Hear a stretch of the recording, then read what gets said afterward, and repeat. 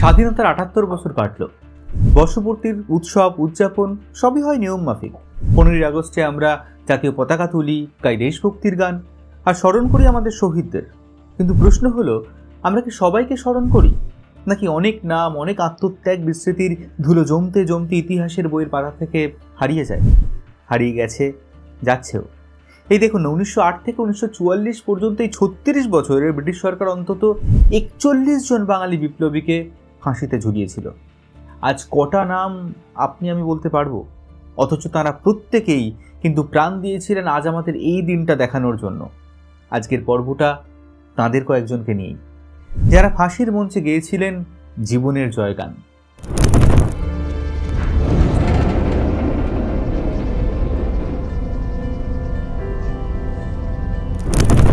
আজ কোনো হিন্দি ভাষার সিনেমায় স্বাধীনতা আন্দোলনের প্রেক্ষাপট ব্যবহৃত হলে আমরা দেখি বাঙালি ক্ষুদিরাম বসু হয়ে যাচ্ছেন ক্ষুদিরাম সিং, বাংলার বারীন্দ্র কুমার ঘোষ নাকি অমৃতসরের বীরেন্দ্র কুমার।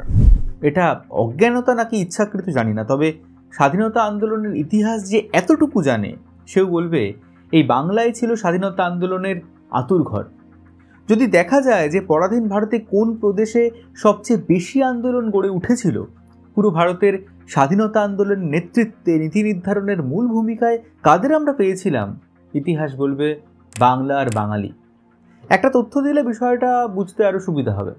আমরা সবাই চিনি কুখ্যাত আন্দামান সেলুলার জেল। ১৯০৯ থেকে ১৯৩৮ এই সময়ের মধ্যে এখানে বন্দী ছিলেন ৫৮৫ জন রাজনীতিক, আর তার মধ্যে ৩৯৮ জন ছিলেন বাংলা থেকে, মানে 68%। ব্রিটিশ সরকারের সঙ্গে লড়াইয়ে হাজার হাজার মানুষ প্রাণ দিয়েছিলেন। কেউ মুখোমুখি যুদ্ধে, কেউ ব্রিটিশদের অমানসিক অত্যাচারে, কেউ শত্রুর হাতে ধরা পড়বেন না বলে স্বেচ্ছায় আত্মহত্যা করেছিলেন, আর কেউ বিচারালয়ের শাস্তিকে অবজ্ঞা করে হাসতে হাসতে ফাঁসির দড়ি গলায় পড়েছিলেন।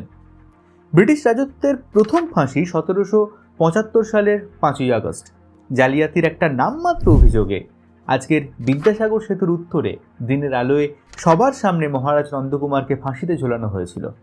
তার আগে পরে ব্রিটিশরা গাছে ঝুলিয়ে বহু ফাঁসি দিয়েছে। সেই ইতিহাস বুকে নিয়ে আজও রয়েছে কলকাতার ফ্যান্সি লেন, অর্থাৎ ফাঁসি লেন। তবে আজ সেই ফাঁসির গল্প নয়। রাজনৈতিক কারণে ভারতের স্বাধীনতা যজ্ঞে যে বিপ্লবীরা ফাঁসির মঞ্চে নিজেদের জীবন আহুতি দিয়েছিলেন, আজ তাঁদের কয়েকজনকে আমরা স্মরণ করব এই পর্বে। আপনার কাছে সময় কম থাকলে পর্বটা পরে দেখবেন। বিষয়টা ভালো না লাগলে এখানেই ছেড়ে যাবেন, কিন্তু একটা অনুরোধ যে এরপর মাঝখান থেকে বন্ধ করবেন না। ভারতের স্বাধীনতা সংগ্রামীদের জন্য চরম সাজা নির্ধারিত হয়েছিল মৃত্যুদণ্ড, আর যার শুরুটা হয়েছিল ক্ষুদিরাম বসুকে দিয়ে। এর আগে ১৮৫৭-তে সিপাহী বিদ্রোহের সময় মঙ্গল পাণ্ডের ফাঁসি ব্রিটিশ সরকারের বিরুদ্ধে বিদ্রোহের জন্য প্রথম মৃত্যুদণ্ড। অনেক ঐতিহাসিক সিপাহী বিদ্রোহকে ভারতের প্রথম স্বাধীনতা সংগ্রাম বলতে চান, কিন্তু মঙ্গল পাণ্ডের সাহস আর বলিদানকে সম্মান জানিয়ে বলা যায় যে স্বাধীনতা আন্দোলনের বৈপ্লবিক কর্মকাণ্ডের সঙ্গে তিনি জড়িত ছিলেন না। আত্মসম্মান, বঞ্চনা, ধর্মীয় ভাবাবেগ ইত্যাদি কারণে মঙ্গল পাণ্ডে বিদ্রোহ করেছিলেন। নন্দকুমারের ফাঁসিকেও আমরা এর বাইরে রাখছি, কারণ সেটাও এই গোত্রভুক্ত নয়। ১৯০০ সালের পরবর্তী সময় ভারতে সশস্ত্র আন্দোলন দানা বাঁধতে থাকে। ১৯০২-১৯০৬ বাংলায় প্রতিষ্ঠিত হয় অনুশীলন সমিতি ও যুগান্তর দল, বিপ্লবীদের আঁতুড়ঘর। যে বিপ্লবীদের নানা কর্মকাণ্ডে ব্রিটিশদের ঘুম উড়ে যায়, তারাও নানা দমন পীড়ন শুরু করে। এই সূত্রে বিপ্লবীদের কাছে কুখ্যাত হয়ে উঠেছিলেন মুজফ্ফরপুরের জজ কিংসফোর্ড। তিনি বাংলার জাতীয়তাবাদীদের কড়া শাস্তি দিচ্ছিলেন, তাই তাকে খতম করার সংকল্প করেন বাংলার দুই তরুণ, ১৮ বছরের ক্ষুদিরাম বসু আর ১৯ বছরের প্রফুল্ল চাকি। ১৯০৮ সালের ৩০ এপ্রিল কিংসফোর্ডের গাড়ি লক্ষ্য করে বোমা ছোড়েন ক্ষুদিরামরা, কিন্তু কপাল জোড়ে তিনি বেঁচে যান। পালাতে গিয়ে ট্রেনে ধরা পড়ার সময় নিজে রিভলভার দিয়ে আত্মহত্যা করেন প্রফুল্ল চাকি, কিন্তু ক্ষুদিরাম সেই সুযোগ পাননি। ধরা পড়ার সময় ধস্তাধস্তিতে তাঁর রিভলভারটা পড়ে যায়। বিচারে ক্ষুদিরামের ফাঁসির আদেশ হয়। আর ১৯০৮ সালের ১১ই আগস্ট মুজফ্ফরপুর জেলে মেদিনীপুরের বীরপুত্র ক্ষুদিরাম বসুর ফাঁসি হয়। স্বাধীনতা সংগ্রামে প্রথম ফাঁসির দড়ি গলায় পরে অকুতোভয় ক্ষুদিরাম আজ অমর হয়ে আছেন। ফাঁসির সাজা, ফাঁসির মঞ্চ, মৃত্যু ভয় কিছুই তাকে দমাতে পারেনি। ঠিক একই কথা বলা যায় চন্দননগরের কানাইলাল দত্তের ক্ষেত্রে। ক্ষুদিরামের ৩ মাস পরে ১০ই নভেম্বর আলিপুর সেন্ট্রাল জেলে ফাঁসি দেওয়া হয় 20 বছরের কানাইলালকে। কিংসফোর্ডকে হত্যা করার সময় প্রথম ভার পড়েছিল কিন্তু এই কানাইলালের উপরেই। কিন্তু পরে ক্ষুদিরাম বসুকে এই কাজে দায়িত্ব দেওয়া হলে কানাইলাল বারিন ঘোষের দলের সঙ্গে কলকাতায় বোমা তৈরির কাজে যোগ দেন। 1908 সালের 2রা মে উত্তর কলকাতায় 15 নম্বর গোপীমোহন দত্ত লেন থেকে মানিকতলা বোমা মামলায় তাকে গ্রেফতার করা হয়। এই সময় জেলে অরবিন্দ ঘোষ, বারিন ঘোষ, বিমান পাল, চারুচন্দ্র রায়, শ্রীশচন্দ্রের বিরুদ্ধে রাজসাক্ষী হয়েছিলেন নরেন গোসাই। নরেন মুখ খুললেই নেতৃত্বরা গুরুতর সমস্যায় পড়তেন। তাই কানাইলাল আর সত্যেন্দ্রনাথ বসু নরেনকে নিকেশ করার জন্য মনস্থির করেন। বিপ্লবী শ্রীশচন্দ্র তাকে একটি রিভলভার জোগাড় করে দিলে অসুস্থতার অজুহাতে কানাইলাল হাসপাতালে ভর্তি হন এবং সুযোগ বুঝে 31 আগস্ট নরেন গোসাইকে হত্যা করেন। তার ফাঁসির সাজা হয়, কিন্তু রায়দানের সময় নিজের পক্ষে কোনো উকিল তিনি নেননি, আপিলও করেননি। হাসতে হাসতে ফাঁসির দড়ি গলায় পড়েছিলেন 10ই নভেম্বর। আর ফাঁসির সময়ে কালো কাপড়ে মুখ ঢাকতেও তিনি অস্বীকার করেছিলেন।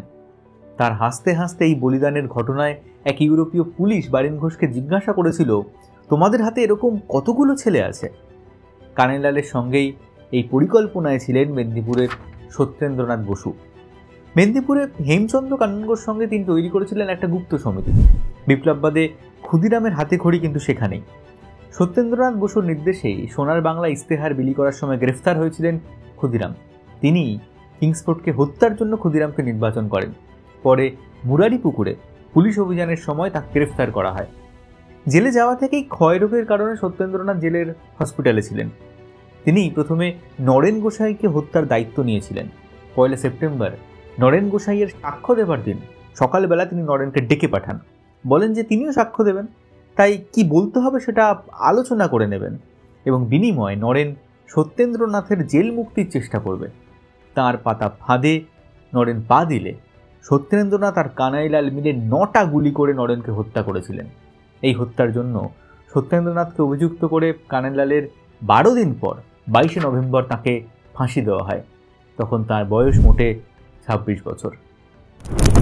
এরপর যার কথা বলবো তিনি খুলনার চারুচন্দ্র বসু। জন্ম থেকেই তাঁর ডান হাতটা অকেজো ছিল, তবু সেই অসাড় হাতে রিভলভার বেঁধে বাঁ হাতে তিনি গুলি করে হত্যা করেছিলেন আশু বিশ্বাসকে। তখন এই আশুতোষ বিশ্বাস ছিলেন পুলিশের উকিল। বিপ্লবীদের মামলায় সরকার পক্ষে নিযুক্ত হতেন। বিপ্লবীরা তাকে হত্যা করার সংকল্প করলে চারুচন্দ্র এই কাজের ভার নেন আর 1909-এর 10ই ফেব্রুয়ারি কাজে সফল হন। বিচারে তার ফাঁসির হুকুম হয় এবং 19শে মার্চ 1909-এ আলিপুর কেন্দ্রীয় কারাগারে তাঁর ফাঁসি কার্যকর করা হয়। জন্ম থেকেই তিনি নাকি শারীরিকভাবে দুর্বল ছিলেন, অথচ দেশের কাজে তার মতো সাহস আর কতজন দেখাতে পেরেছে বলুন তো। কলকাতা হাইকোর্টে আলিপুর ষড়যন্ত্র মামলা দায়েরের পর বাংলার গোপন বিপ্লবী কর্মকাণ্ড প্রায় প্রকাশ্যে চলে আসে। এর মূলে ছিলেন 3 জন রাজকর্মচারী, ইন্সপেক্টর নন্দলাল ব্যানার্জি, অ্যাডভোকেট আশুতোষ বিশ্বাস এবং কুখ্যাত ডিএসপি শামসুল আলম। ইন্সপেক্টর নন্দলাল ব্যানার্জি প্রফুল্ল চাকির সঙ্গে বিশ্বাসঘাতকতা করেন, প্রফুল্ল চাকি আত্মহত্যা করেন এবং এর বদলা নেন বিপ্লবী শ্রীশচন্দ্র পাল। চারুচন্দ্র বসুর কথা একটু আগেই বললাম, যিনি আলিপুর মামলার পাবলিক প্রসিকিউটর আশুতোষ বিশ্বাসকে হত্যা করেন। বাকি ছিলেন এই মামলার প্রধান তদন্তকারী কর্মকর্তা শামসুল আলম। বাঘাযতীন তাঁর প্রিয় শিষ্য বীরেন দত্তগুপ্তকে শামসুল আলমকে হত্যার দায়িত্ব অর্পণ করেন। 1910 সালের 24শে ফেব্রুয়ারি হাইকোর্টের বারান্দায় প্রকাশ্য দিবালোকে বীরেন পয়েন্ট ব্ল্যাঙ্ক রেঞ্জে শামসুল আলমকে গুলি করেন, কিন্তু তিনি পালাতে ব্যর্থ হন। ধরা পড়লে তাঁরও ফাঁসির সাজা হয়। 1910-এর 21শে ফেব্রুয়ারি মাত্র 21 বছর বয়সে ঢাকার যুবক বীরেন্দ্রনাথ দত্তগুপ্তকে আলিপুর সেন্ট্রাল জেলে ফাঁসি দেওয়া হয়। এর পরের ঘটনা 1915-র। বাঘাযতীনের নেতৃত্বে বুড়িবালামের যুদ্ধের কথা আমরা ইতিহাসে সবাই পড়েছি। 9 September Charles Tegart, commander Rutherford, জেলা ম্যাজিস্ট্রেট কিলভি ও অসংখ্য সশস্ত্র পুলিশ ও সামরিক বাহিনীর মুখোমুখি হয়ে শেষ যুদ্ধ লড়েছিলেন বাঘাযতীন আর 4 জন, চিত্তপ্রিয় রায়চৌধুরী, জ্যোতিষচন্দ্র পাল, মনোরঞ্জন সেনগুপ্ত এবং নীরেন্দ্রনাথ দাশগুপ্ত। পুলিশের গুলিতে চিত্তপ্রিয় রায়চৌধুরী ওই স্থানেই শহীদ হন। 10 তারিখ হসপিটালে রক্তবমি করতে করতে প্রাণত্যাগ করেন বাঘাযতীন। জ্যোতিষচন্দ্র পাল আন্দামান সেলুলার জেলে পুলিশের অত্যাচারে পাগল হয়ে 1924-এ প্রাণত্যাগ করেন। আর এই ঘটনায় মাদারীপুরের মনোরঞ্জন সেনগুপ্ত ও নীরেন্দ্রনাথ দাশগুপ্তের ফাঁসির সাজা হয়।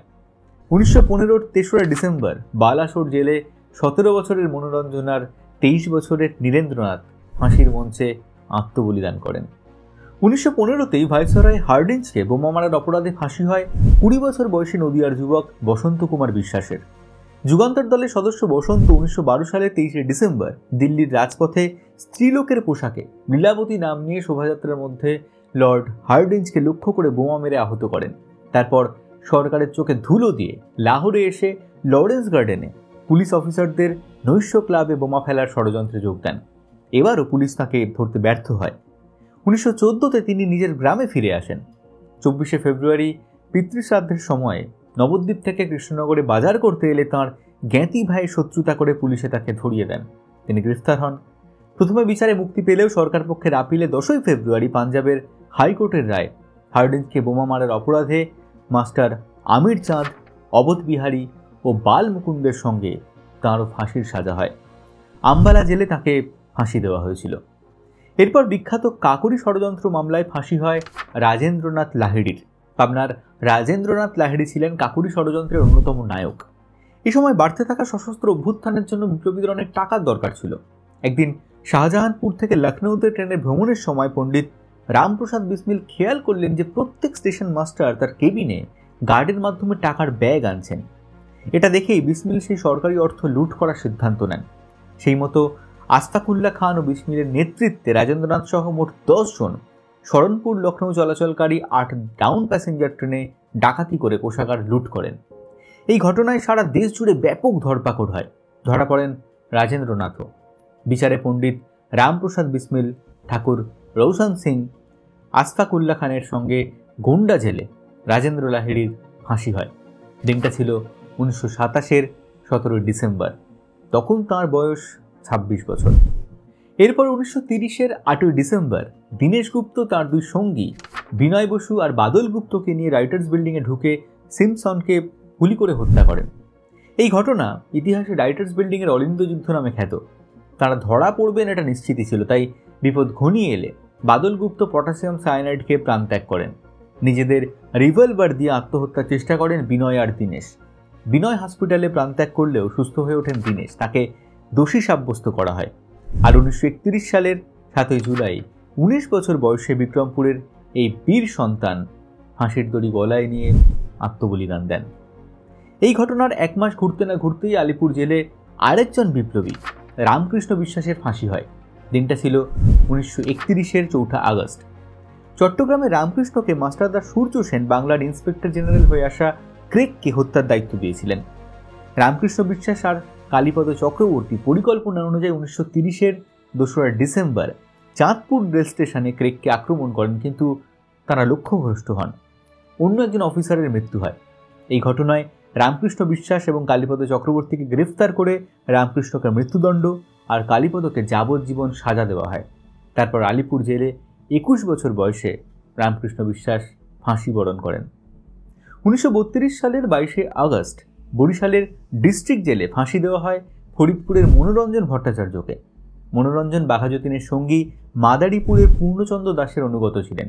পূর্ণচন্দ্র গ্রেফতার হলে তিনি মাদারীপুরের গুপ্ত সমিতির দায়িত্ব নেন। স্বদেশী ডাকাতি করে তাঁরা গুপ্ত সমিতির অর্থের জোগানের চেষ্টা করছিলেন। আর সেই সময়ই চরমুকড়িয়া পোস্ট অফিসে তাঁরা একটা ডাকাতি করেন। ডাকাতির সময় চৌকিদারকে গুলি করে হত্যা করেন মনোরঞ্জন। আর এই ডাকাতির পরেই পুলিশ তাকে গ্রেফতার করে আর বিচারে তাকে ফাঁসি দেওয়া হয়। 1934 সালের 12ই জানুয়ারিতে মধ্যরাতে মাস্টারদা সূর্য সেনকেও কিন্তু ফাঁসি দেওয়া হয়েছিল। মাস্টারদার গল্প আপনারা সকলেই জানেন, তাই তুলনামূলক কম পরিচিত তারকেশ্বর দস্তিদারের কথা বলি। একই সময় একই দিনে মাস্টারদার সঙ্গে ফাঁসিতে ঝোলানো হয়েছিল তাকেও। ঝোলানো হয়েছিল বললাম, তার কারণ হচ্ছে ফাঁসি দেওয়ার সময় মাস্টারদা আর তারকেশ্বর বেঁচে ছিলেন কিনা সেটা নিয়ে সন্দেহ রয়েছে। তারকেশ্বর দস্তিদার সূর্য সেনের অনুগত ছিলেন। অস্ত্রাগার লুণ্ঠনের আগে বোমা বানানোর উপকরণ বানাতে গিয়ে তিনি ভয়ঙ্করভাবে পুড়ে যান, তাই মিশনে তার অংশ নেওয়া হয়নি, কিন্তু সুস্থ হয়ে তিনি সক্রিয় হয়ে ওঠেন। দারোগা শশাঙ্ক মাস্টারদার খবর পেলে তাকে তিনি গুলি করে হত্যা করেন। তারপর সূর্য সেন ধরা পড়ার পর সংগঠনের দায়িত্ব নেন তারকেশ্বরী, কিন্তু তিনিও ধরা পড়েন। জেলের মধ্যে বসেও মাস্টারদাকে কীভাবে জেল থেকে বের করা যায় সেই প্ল্যান করছিলেন তারকেশ্বর, এবং এই জন্যে বোমা পিস্তল একত্র করেছিলেন তিনি। কিন্তু সেই খবরও ফাঁস হয়ে যায়। অবশেষে মাস্টারদার সঙ্গে তারও ফাঁসির আদেশ হয়।